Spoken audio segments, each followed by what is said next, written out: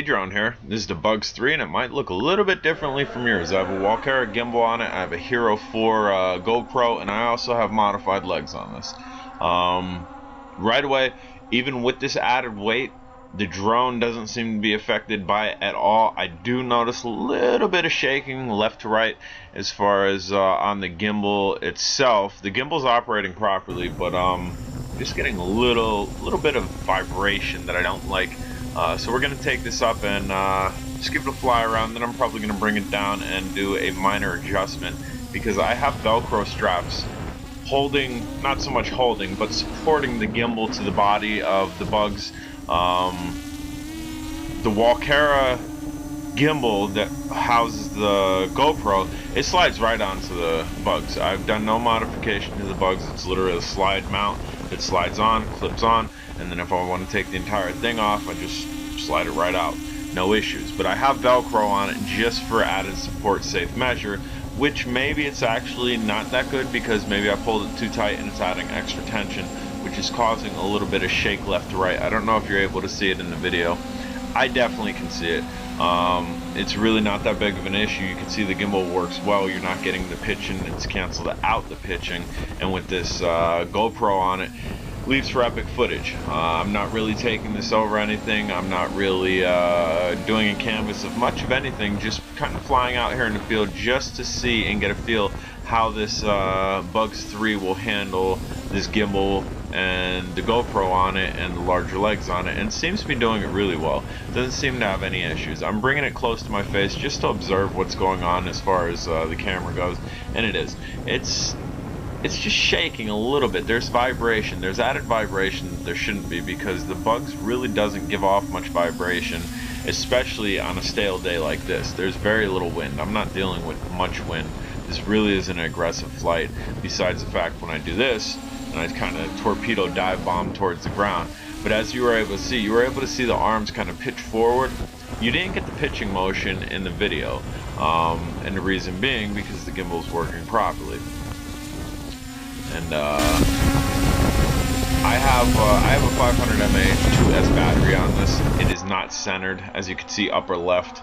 I kind of have it on the top. That might also be a small issue with a little bit of shake because it's not centered, so one set of motors are having to work hard and the other keep level. I don't know, that might be it.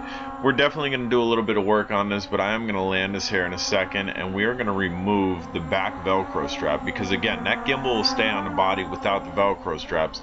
I just have it on there for good measure, and maybe my good measure was overdoing it, so to speak, because I did have them torqued pretty tight, which maybe I didn't need to. Maybe I could have left them on loose because, again, the gimbal itself stays on. And here, I've taken off the Velcro. We're going to go up for a flight again and see if this has improved any, and see where we're at here.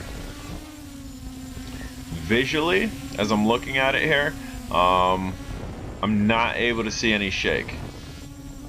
Now in the video, I can notice very little bit of jiggle left to right. So I think the Velcro straps are gonna go, or at least, I don't know, at least they're gonna get loosened extremely to the point where they're not adding any more tension. But as far as the Bugs 3, as far as flyability, you can see this drone.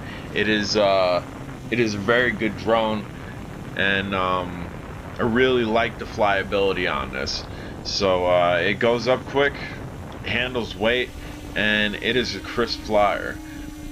And that's a small town that I live in right there. And I'm super happy with the look on this. And as you can see, I'm going to give you a little shot from my head cam here on how high I actually have this. It's not super high, but it's high enough to get some awesome aerial footage. And again, the Walkera gimbal, I have an the bottom of the Alcenma GoPro mount I have attached to the Walkera gimbal. The bottom of the Alcenma slide clip is essentially the same thing as an X8 slide clip. It's the same thing as this Bugs 3 slide clip. They all share the same slide mount on the bottom. So the Walkera gimbal I could take and move from anything that has that slide mount and just pop it off, pop it on something else, and ready to go, so long as it can handle the weight. And here we're back to the FPV, so to speak. That's the small town next to mine, and see, and there you can see the arms kind of adjusting right, adjusting left, pulling up. We're not getting any of that pitching in here, so this is definitely 100%. No, I'm not going to say 100. This is like a 98% success. I'm not happy with the shaking left to right, and again, I don't know if you can see it. I definitely can see it, maybe because I'm looking for it, but I'm thrilled with this. A little minor tweaking with this, a little minor adjustments, and we are going to have a dope GoPro carrying quad here.